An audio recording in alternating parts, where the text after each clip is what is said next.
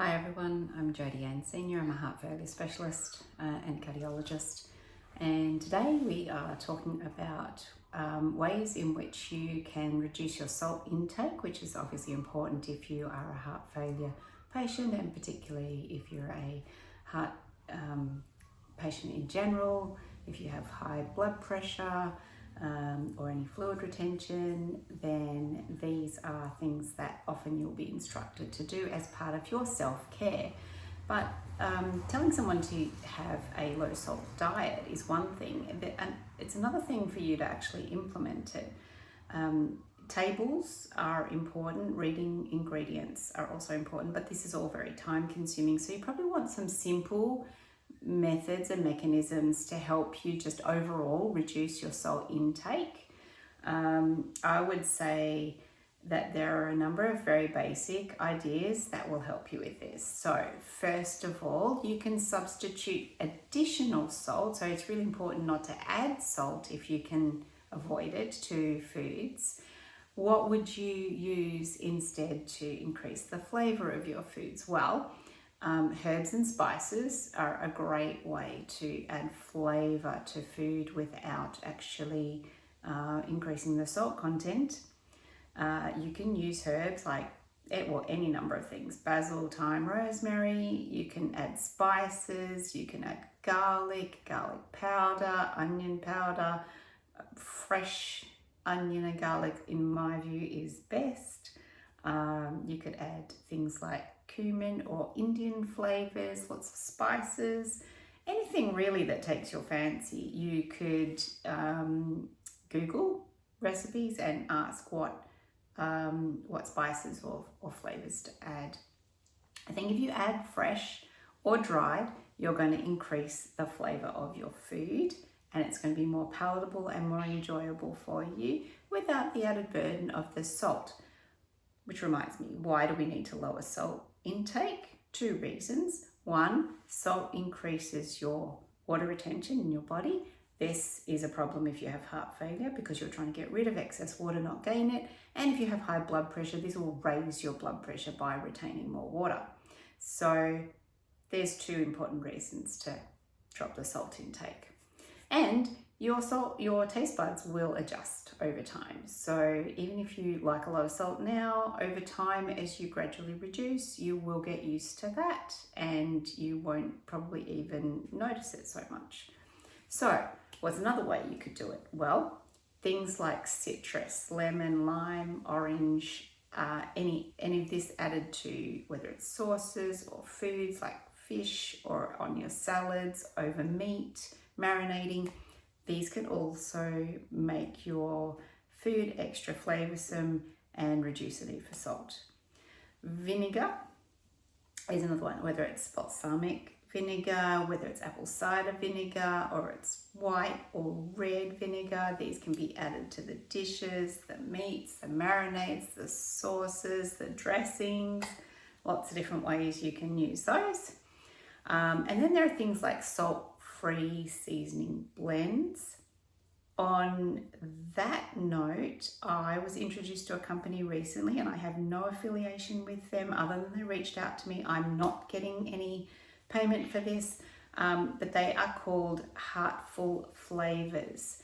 So they make some pretty cool curries and other types of dishes with very low salt content. So I would also recommend you check them out, and they are giving my patients an extra discount to try these as well.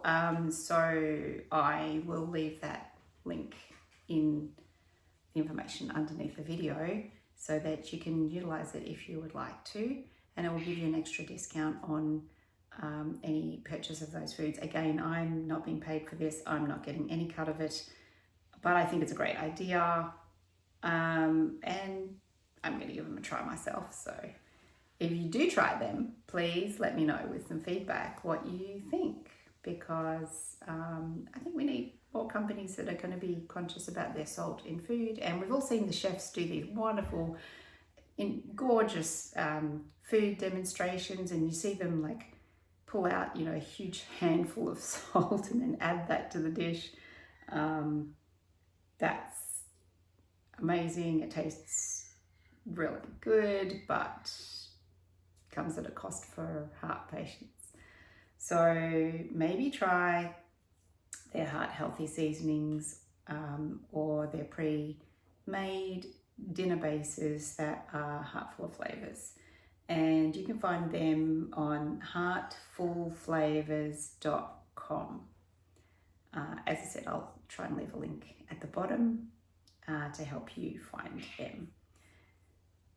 What else could we do? So, there are also salt-free seasoning blends made by Mrs. Dash or McCormick Salt-Free. Again, I have no affiliation, but they are out there. I don't mind what you use as long as it has a low salt content.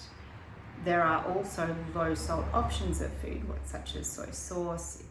If you're adding those things to dishes, you need to be careful when you buy pre-made sauces or dressings. I prefer making them myself if I can, but if you are buying them, then please check over the ingredients and the salt content. So I think in general, try and have fresh ingredients and leaving out as much in the way of processed foods as possible is an easy way to lower your consumption of salt, because your vegetables and fruit and meats don't naturally contain a lot of salt in them, so you can't really go wrong if you are eating fresh food. Canned foods can often be high in salt, sometimes in sugar too, but you can, for example, rinse your canned goods underneath water.